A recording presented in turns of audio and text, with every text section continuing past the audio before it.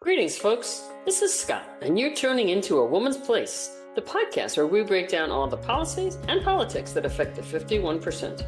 That's right, women are half the US population, and Ashley and I are here to give you the facts about how today's events are affecting them. Find us on Spotify, Apple Podcasts, Amazon, YouTube, or wherever you get your podcasts. Hi, Scott. How are you? I'm excellent. How are you today? I am good. I am happy that we're finally here and I recording. am too. We've had so many conversations now. We get to do this on a regular basis. I know. I know. And people are going to be, I hope, entertained and informed by our conversations on some really big topics, but making it easy to digest. Absolutely. But let's take a minute and say why we should be doing this and who we are. So I'm Scott Osborne. I'm president of Through Women's Eyes, which is a gender equality organization here in Sarasota, Florida. As you know, before that, I've worked internationally on women's issues for many years. I was a lawyer and I did international development. And I currently also run a women's film festival. But gender equity is what I write about, what I talk about, what I give speeches about. So I'm delighted to be talking about it now with you. Yes, and I am Ashley Brown, and I'm the president and CEO of the Women's Resource Center, where for over 20 years I've worked alongside women as they've worked to build economic securities for their families and have seen firsthand some of the systemic barriers that they've really been an impediment to their success. So I love breaking down what those barriers are, how we can move around them, have conversation, and inform and educate people on, hey, here are the realities for people. And I'm just have loved working with you as we've delved into some of the gender equity topics and pay equity. So I'm really excited to launch this podcast and bring our conversations external. Absolutely. And in the show notes, we'll put the website for Women's Resource Center. My website is escottosborne.com. We'll put all that in the show notes for people who want to look up more information. Absolutely. So here we go. Should we dive into why we're doing this? I think we should dive into why is it important? Why are we unequal? You know, did I tell you one day somebody said to me, I said, I do gender equality work. And they said, what do you mean? Are we not equal? And I inwardly was appalled, but I thought, wow, clearly there's a lot of information out there. Do you know how we rank in the world out of 146 countries? Do you have any idea where the US ranks? No, which is what makes us the perfect combo, Scott. I'm the questioner. We are not in the top 10. I'll give you a clue. We are not in the top 10. Are we in the top 20? No, we're 43rd out of 146. That's like a third of the way down. And I think much more significantly, we have fallen since 2022. We have fallen 16 places. So there's these global indicators of all kinds of things that you can measure across countries to see how gender equal we are. And we are 43rd. So if somebody says to you, are we equal? The answer is no. Genders are not equal in America. So just because I always take us off script. When we even talk about gender equality, what do we mean? What does that mean? Good one. I'll tell you the indicators they look at. One of them, a huge one also, is do we have the same economic opportunities and resources? Many people hear about pay inequities, and they might have heard, for example, women make 80% to the dollar, 80 cents to the dollar, which I think many people actually can't picture what that means, and how it builds up over a lifetime. But women still, it's about 82 or 83 cents to the dollar. So consistently, the average women's pay is still much lower across everything, even though women are being educated at very high rates. So pay equity is a huge thing. We do not have equity in political representation. We continue to go down. The decision makers in our political bodies are still overwhelmingly male. And that's true in state houses, state legislature, governor's offices, US Congress. Obviously, we've never had a female president. And representation does make a difference. How you show up in the world makes a difference. And we don't have equity in economic or political areas for just two big ones. Right. So, and I think that just helps people understand the perspective of when we say gender equity, what are some of those measurements that are used to identify them? So thanks for digging into that one. So part of I an think additional part I of was the going work. to say in future shows, we're going to get into a lot of those about why, because there are some areas where I think people don't realize, and women, for example, are doing phenomenally well in higher education now, and that's great. But there are certainly many areas that people don't quite realize where there are hidden barriers to women, and we don't want that. And I always say about gender equity issues, gender equity is good for everyone. This is not like pie. It is not a zero-sum game. Women doing better does not mean male identified people don't do as well. Gender equal societies across the world do better than gender unequal societies. And we can talk about that again on another show. Well, and I think taking some of the issues, some of the policies that are really complex and confusing and connecting dots for people. And I think that that's been a big help to me of I've had so many aha moments in our conversations, and I know that people will benefit from that. And I think bringing the voice of not only people who are struggling, but community leaders, business owners, and helping them understand how gender equity does play in the opportunities we have to bring different perspectives and have productive conversation, right? And why it's worthwhile, why it's something that we should want. At the moment, it doesn't always feel that way, but it's really something we should want. We know this in our homes and in our families. Of course, we want to work together. We know this as siblings. We have brothers and sisters.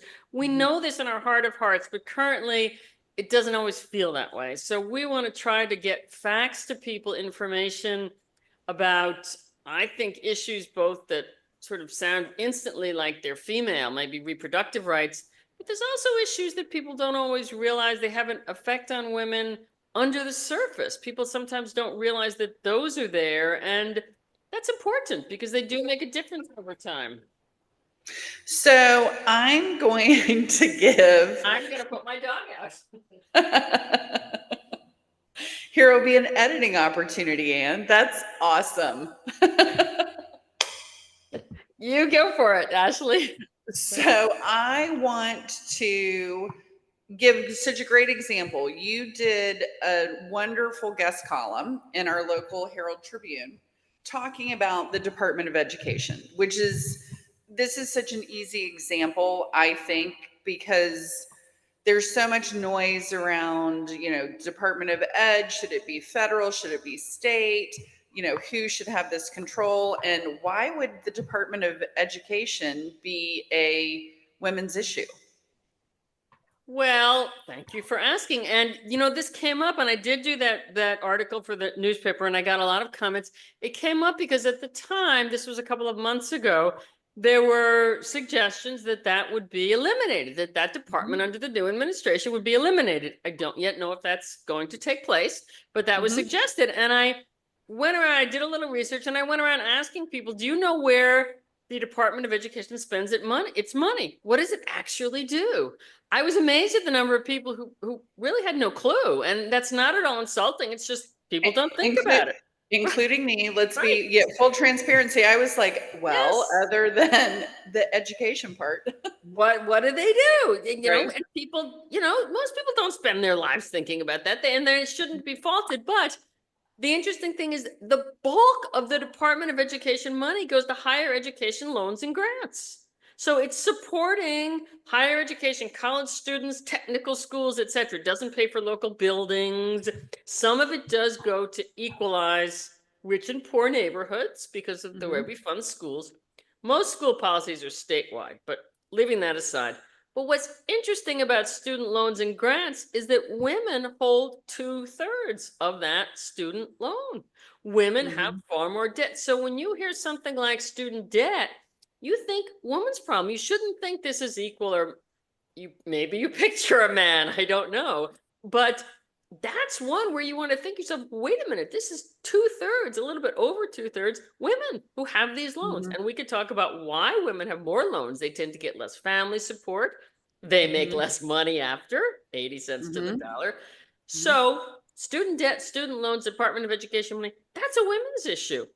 Right. Yeah, and people might not always realize that has a disproportionate effect if we don't know what's going to happen. But if for some reason that affected loans, you would Mhm. want to think to yourself, whoa, how is that going to affect women? Well, and I think that that just serves as a really great example of connecting some of those dots on something that you wouldn't automatically think are going to disproportionately impact women and our ability to earn and build economic security. So I just think that that's a great jumping off point of an example of something we might break down into detail. Absolutely. And there's another one that I think many people don't realize, and that's minimum wage workers. I remember discovering Mhm. if people are asked what percentage of minimum wage workers do you think are female? Because we all hear about, should we raise the minimum wage? What's the minimum wage? Almost 70% of minimum wage earners are female. When you hear minimum wage and you think about how much is that? Is it going up or down? And I realize there are states and federal ones, but you need to think female. That's women who are in nursing homes, daycares, retail, hotel Mhm. care, food service. That is Mhm. the bulk of your minimum wage workers are female. So that disproportionately affects women. So that's a very interesting one. Well, and that was, I am not ashamed. We're not going to use words like shame. No, no. I was surprised because I spend a lot of time in the economic stability space for women. Yep. And, gender wage gap is very familiar and overrepresentation in service industry and that piece, but I had not narrowed in Hmm. on the percentage of minimum wage workers being women. And again, it's so interesting that percentage, the number of times that 2/3 are women come up across the board, which is just kind of interesting. I don't know if you've seen that thread, whether it's the care economy, which I know we're going to Hmm. have a whole show on 2/3 of women in two. So anyway, maybe we need to work on that. Maybe we could. And but it's interesting. I mean, it's a topic for people who are advocates. Is that something we should really think about advocating more on, the minimum wage issue? Because that Hmm. directly affects so many women. Here we're trying to get economic equality. I mean, there are certainly groups that work on the minimum wage, and we could talk about some of them, but that's an interesting question. Is that really an area that needs a lot more advocacy because it Hmm. so deeply affects women? And here's another editing opportunity. Dog is going out again. Sorry, dog has to stay out, people.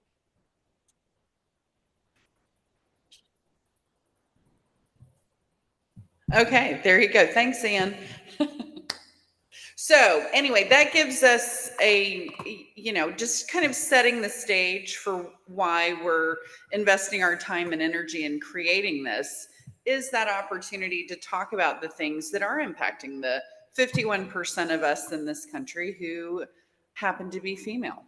And we've got a wonderful big list of things coming up, not only things like minimum wage and care economy, but some interesting topics like, how crypto and AI, is that going to affect women differently? How does remote work look? And some of these are not instantly clear. So we're going to take a deep dive and see how much it makes a difference, and why reproduction is always seen as a female issue. That's one of my personal pet peeves, as I often say, well, last time I checked, it took two to reproduce, and one was a male and one Mhm. was a female, some way, shape, or form. How is Right. this only a women's issue? So we've got a lot of good things to talk about. We do. And we're going to have fun. We are going to We have are. so much fun, Ashley. We are going to have fun because by God, if you can't laugh, what is the point? Because there are some heavy topics and there's so much noise and so much intentional noise, I think, to try to keep people at odds with each other. And I think we do see this as an opportunity to create a space for conversations, questions, and finding the basis for not only the topic, but what can we do to address and make some changes. And I'm excited. I think it's I going to be agree. And good. I think we've got to put some perspective on gender, if you will. There's just so much talk. It's so much in the news. And excuse me, we've really got to say what's important. And let's demystify this. Let's take some of the aggression out of this if possible, and understand what genuine issues there are. There's been a sea change in really 50 years. I mean, the 20th century, women all over the world had just incredible changes by historical standards. I mean, mind-boggling. From hundreds of years beforehand, suddenly women had the right to vote. They had started to get economic independence. They could choose whether or not to marry independently. They could receive education in much of the world. I mean, these are big, big changes. And certainly even in the last 50 years, really, since the 1970s in much of the West and in the US especially, sea changes, and societies and attitudes and emotions don't change that fast. And I think that's some of what we're dealing with, There are many people with strong religious beliefs that have challenges with equality.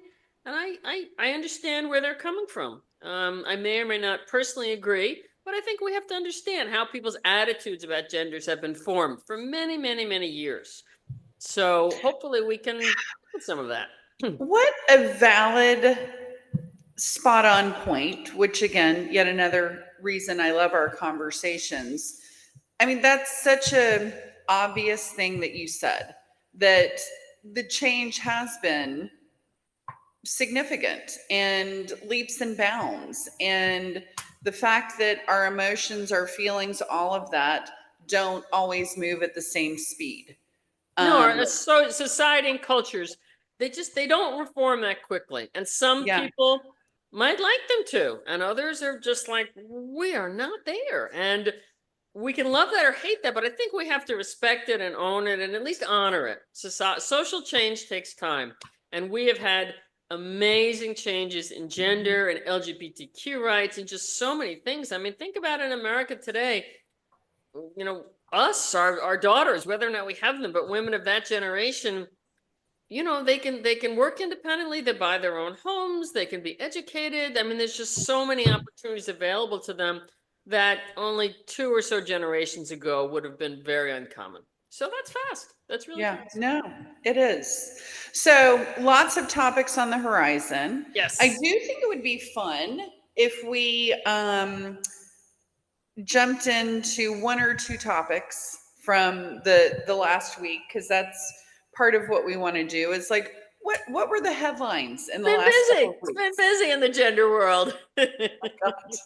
It's been busy in our, it's been busy. Yeah. It's funny. One morning I was thinking to myself with a little list when I was going through the news, I thought, so in the short space that the US government decided there would only be 2 sexes, male or female. I didn't know we needed the government to weigh in on this, but they did.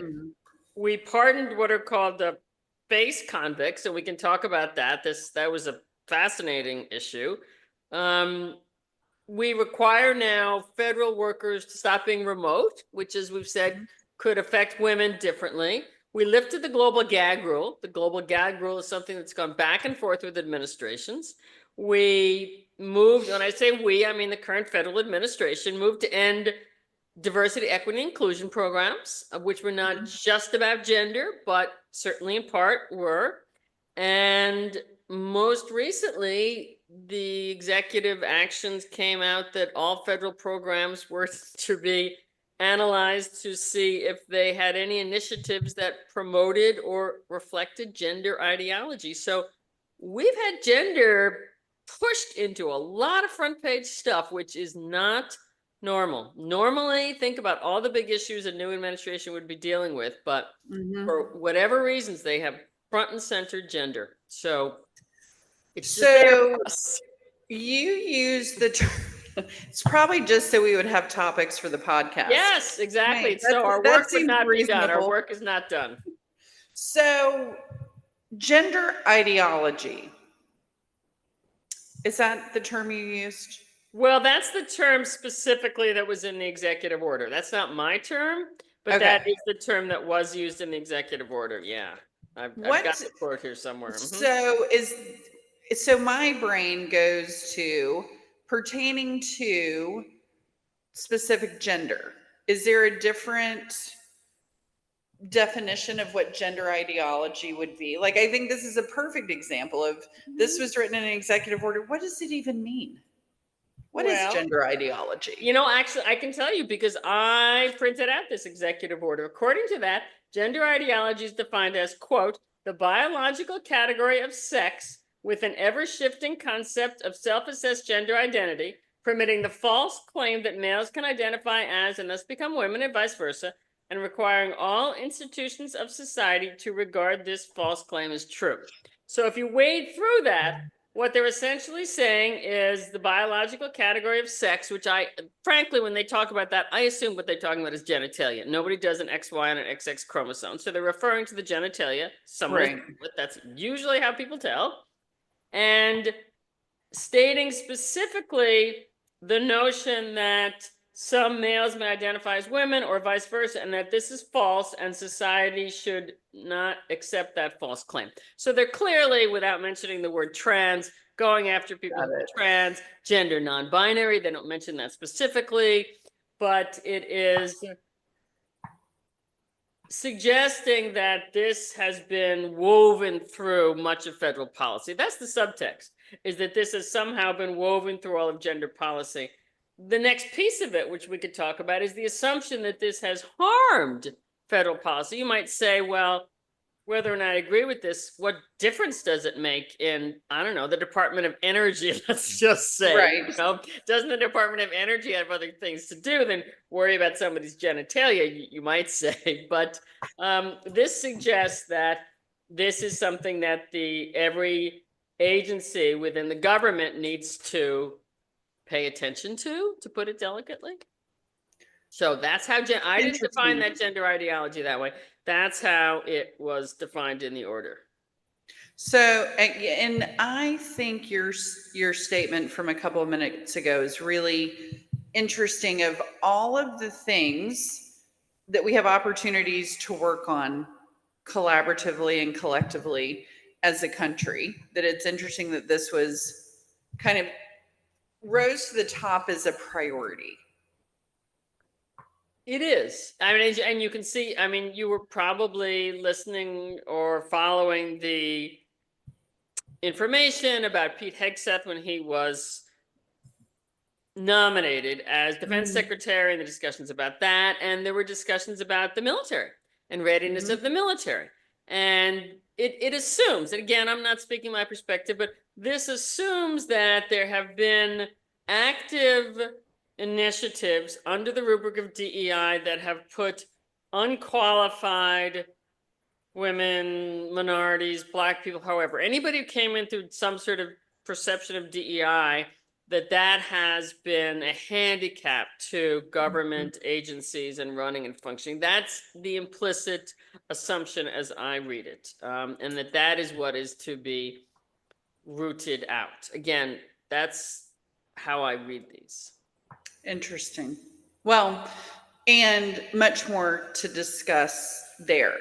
The other thing that I want to just give some more space to and understanding. Talk to me about face when you say that we're pardoned, that what, because this was a new one for me.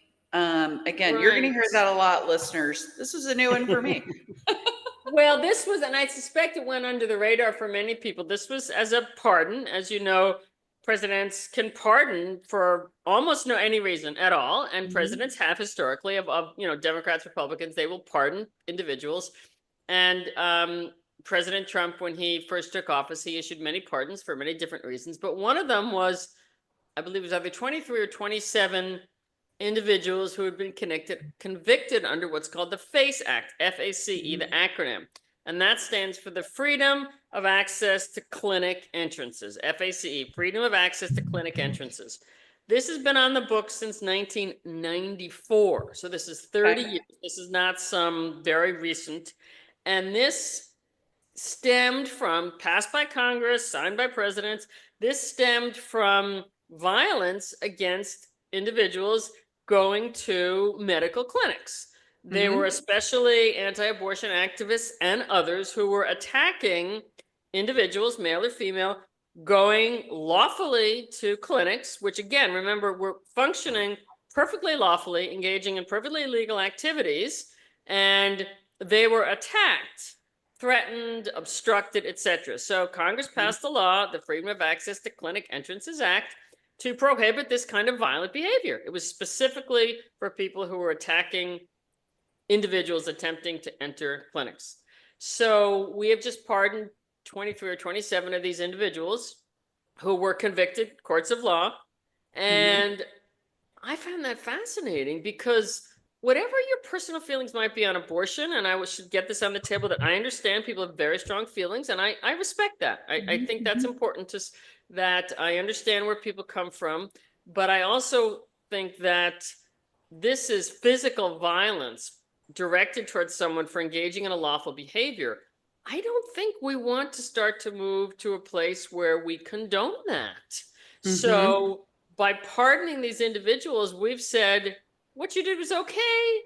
Maybe go out and do some more of it. You know, that's essentially what we're saying. We're saying we don't think it's so bad. So it's as if there were people who were convicted of very serious crimes, and now we have decided that that wasn't such a bad crime at all. And again, remember, people going into these clinics engaging in perfectly legal acts, as if you were going into your doctor's office and you were attacked by someone, and now they were convicted and just pardoned. So this is one that I think is very troublesome. There were people killed before that. George Miller was a physician who was killed in 2009, even after. So that was one that might have flown under the radar. I think it's not good for the rule of law, and it's certainly not good for women, because this does predominantly protect women. Right. Well, and I think that the bottom line of giving permission, I don't know, permission might be too strong, but that it's okay to use violence if somebody's doing something that you disagree with. Yes, So, that's the fundamental issue. Right. Right. And I think that's very troublesome. It is troublesome. Well, and we should all be worried about something like that. We should, because this is it's just setting up for continuing to deteriorate the respect that we should have for one another, and the ability for us to hold different opinions and our own autonomy too, of we don't have to agree on everything. I think I would even take it beyond that, because we're going to be talking a lot about the U.S. population and U.S. policies. We'll talk some about the globe, but mostly in the U.S. The U.S. is a phenomenally diverse place. I personally love that. Our population is incredibly diverse. Ethnically, obviously, genders, religious traditions, backgrounds, all of that. I'm fine with that personally. But regardless of how you feel, we are very diverse. We have to learn to work with one another across our differences, whether it be a really controversial issue like abortion, maybe something more minor. So I think, I hope that comes through, that you and I are going to have strong feelings about things. We may agree, we may differ, but I think we have to always stick with the notion that America is diverse. We have to listen to positions we may not agree with. We have to try to understand them. And we all have to work for ways to compromise, resolve our differences, respect one another, because America's never going to be a monolith. That's not who we are as a country. No, it isn't. And what a beautiful way to kind of wrap us up for next steps. We knew this would happen, that once we started talking, that we would, the time would flow. I am really excited to be on this adventure with you. I think creating this space for people to be able to access information that helps demystify and simplify some of these really heady topics sometimes is great. And I am looking forward to our journey on A Woman's Place. So I think we should maybe have a joke per show, though, Ashley. We said we wanted to keep it light. I think we need to find right. We need to get our gender jokes in here. Do you have one? Not off the top of my head, so we're going to find one. But we should say, I know next time we wanted to focus, we're going to talk about what's been in the news, But we also Mhm. wanted to focus a little bit about the care economy. I know that's Yep. near and dear to your heart, and pull that Absolutely. apart just a little bit without getting into the weeds. We're not going to kill people with facts, but we really want to sort of talk about, because I think many people, they just sort of blow over. They hear the care economy and it's almost lost meaning, I think, in some Mhm. circles. No, agreed. I So agree. we'll get into that next time. We will. So, as we wrap, is there anything that we want to? I would love a joke. I think that's a good time for next time as we're growing through this. But I want to thank you for Oh, thank you. yeah. I think it's going to be great. And until who knows what we'll have to discuss next time. I mean, it's We'll yeah. keep a list. It's going to be good. And I We think we'll will. make a lot of progress. Thank you, Ashley. All Talk to you right. soon. Thank you, Scott. Okay. Talk soon. You've been listening to A Woman's Place with Scott and Ashley, where we take a deep dive into the policies and politics affecting the 51%. Find us on Spotify, Apple Podcasts, Amazon, YouTube, or wherever you get those podcasts. And send your comments and ideas for future shows to a woman's place today at gmail.com. Thanks for listening.